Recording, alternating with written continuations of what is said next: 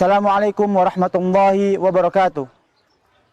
Alhamdulillah wassalatu wassalamu ala Rasulillah wa ala alihi wa sahbihi wa man walah.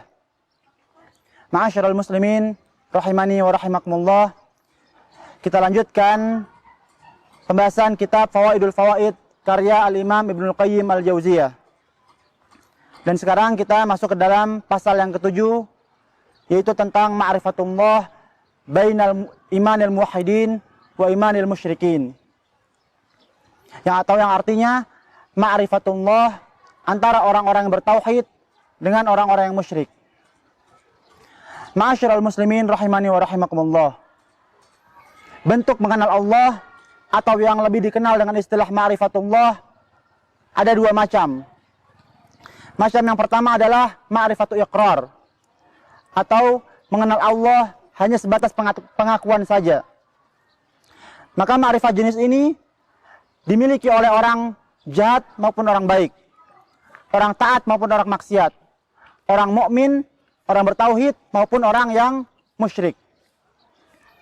Jenis kedua adalah ma'rifah yang mewajibkan rasa malu kepada Rabb-Nya, mewajibkan rasa cinta kepada Allah Azza wa Jalla, mewajibkan rasa rindu untuk bertemu dengannya, mewajibkan rasa takut akan azab Allah Azza wa Jalla, dan mewajibkan rasa rindu bertemu dengannya. Maka inilah jenis yang kedua, ini adalah jenis ma'rifah khusus yang seringkali hanya dimiliki oleh orang-orang yang zuhud saja, atau orang-orang yang ahli ibadah saja. Dan hanya Allah lah yang mengetahui tingkatan perbedaan macam jenis ma'rifah yang kedua ini. Karena pada hakikatnya Allah lah yang menjadikan seorang hamba bisa mengenal dirinya. Allah lah yang telah membuka hati hamba-hambanya untuk bisa mengenalnya sesuai dengan tingkatan yang Allah tunjuki padanya. Ma'asyiral muslimin rahimani wa rahimakumullah, perlu kita ketahui bahwasanya orang yang paling mengenal dengan Allah adalah Rasulullah SAW. Dan beliau pun belum mengenal secara keseluruhan. Disebutkan beliau tidak bisa memuji keindahan Allah secara keseluruhan. Kata Nabi SAW pada saat sholat witir, La uhsi thana'an alaik anta kama asnaita ala nafsik. Ya Allah, sesungguhnya aku tidak bisa memuji keseluruhan atas dirimu. Sesungguhnya yang hanya mampu memuji dirimu adalah engkau sendiri. Ma'asyiral muslimin rahimani wa rahimakumullah.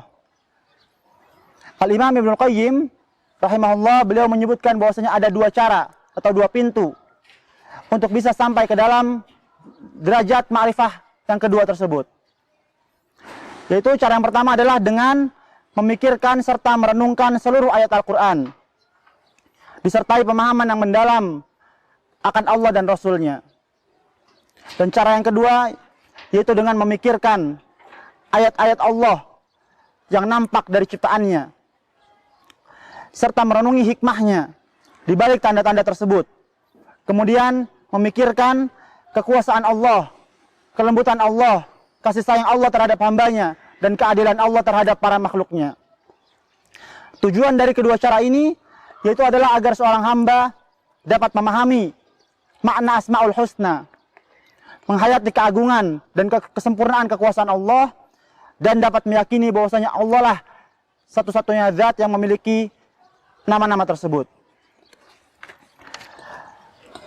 Dan diharapkan seorang hamba melalui dua cara ini dapat menjadi hamba yang paham betul akan hakikat semua perintah dan larangan-larangan Allah. Dapat paham betul akan hakikat qada dan qadarnya. Dapat paham betul akan hakikat ubudiyah atau penghambaan melalui asma Allah Azza wa Jalla. Dan pemahaman ini tidaklah dimiliki kecuali hanya orang-orang yang Allah berikan taufik saja. Allah berfirman di surat Al-Hadid, "Dzalika fadlullah yu'tihi man yasha, wallahu dzul fadlil azim." Itulah karunia Allah yang Allah berikan kepada siapapun yang Allah kehendaki, dan sungguh karunia Allah sangatlah besar. Semoga kita termasuk hamba-hamba yang termasuk dalam golongan yang dapat mengenal Rabb-Nya dengan jenis ma'rifah kedua tadi, yaitu yang memikirkan serta merenungkan seluruh ayat Al-Quran, baik yang nampak maupun yang tidak, kemudian memikirkan kekuasaannya, memikirkan kelembutannya, memikirkan kasih sayangnya, dan juga memikirkan keadilannya terhadap para makhluknya. Sehingga tumbuh rasa malu di dalam hati kita tatkala kita berbuat maksiat. Tumbuh rasa takut kepada azabnya, dan tumbuh rasa cinta kepada zat Allah Azza wa Jalla, dan tumbuh keterkaitan hati kepada Allah Azza wa Jalla, dan juga tumbuh rasa rindu untuk bisa bertemu dengannya. Wabillahi taufiq wal hidayah. Assalamualaikum warahmatullahi wabarakatuh.